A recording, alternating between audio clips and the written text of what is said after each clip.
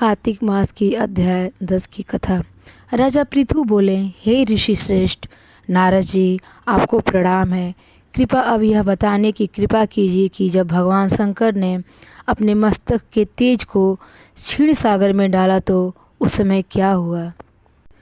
नारद जी बोले, हे राजन, जब भगवान शंकर ने अपना वह तेज क्षीर सागर में डाल दिया तो उस समय वह शीघ्र ही बालक होकर सागर के संगम पर बैठकर संसार को भय देने वाला रुदन करने लगा। उसके रुदन से संपूर्ण जगत व्याकुल हो उठा, लोकपाल भी व्याकुल हो गए, चराचर चरामान हो गया। शंकर सुमन के रुदन से संपूर्ण ब्रह्मांड व्याकुल हो गया। यह देखकर सभी देवता और ऋषि मुनि व्याकुल होकर ब्रह्मा जी की शरण में गए और उन्हें प्रणाम कर उनकी स्तुति करने लगे। उस सभी ने ब्रह्मा जी से कहा, हे पितामह, यह 3 बहुत ही विकट परिस्थिति उत्पन्न हो गई है। हे महायोगिन, इसको नष्ट कीजिए। देवताओं के मुख से इस प्रकार सुनकर ब्रह्मा जी सत्यलोक से उतरकर उस बालक को देखने के लिए सागर तट पर आए।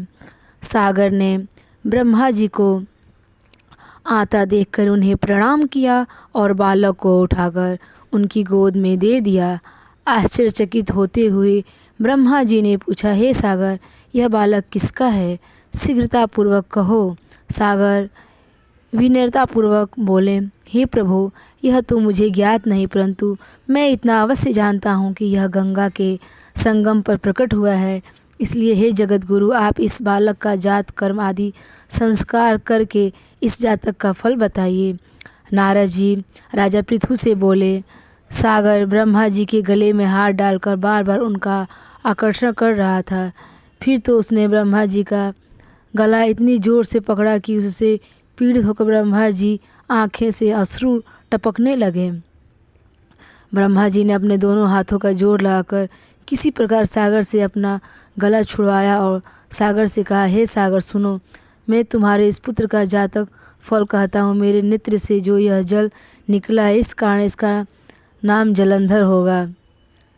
उत्पन्न होते ही यह तरुणावस्था को प्राप्त हो गया है, इसलिए यह सब शास्त्रों का परगामी, महाप्रक्रमी, महावीर, बलशाली, महायोद्धा और रण में विजय प्राप्त करने वाला होगा।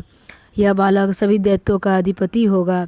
यह किसी से भी पराजित न होने वाला तथा भगवान विष्णु को भी जीतने वाला होगा।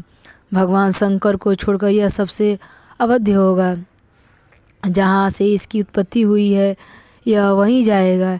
इसकी पत्नी बड़ी प्रतिव्रता, सौभाग्यशालिनी, सर्वांग सुंदरी, परम मनोहर, मधुर वाणी बोलने वाली तथा शीलवान होगी। संसार से इस प्रकार कहकर ब्रह्मा जी ने शुक्राचार्य को बुलवाया और उनके हाथों से बालक का राज्याभिषेक करवाकर स्वयं अंतर्ध्यान हो गए। बालक को देखकर सागर की प्रसन्नता की सीमा न रही। वह हर्षित मन से घर आ गया। फिर सागर में उस बालक का लालन पालन कर उसे पुष्ट किया। फिर कालनेमी नामक असुर को बुलाकर वृंदा नामक कन्या से विधि पूर्वक उसका विवाह करा दिया गया। उस विवाह में बहुत अड़चन उत्पन्न हुआ। श्री शुक्राचार्य के प्रभाव से पत्नी सहित जलंधर दैत्यों का राजा हो गया।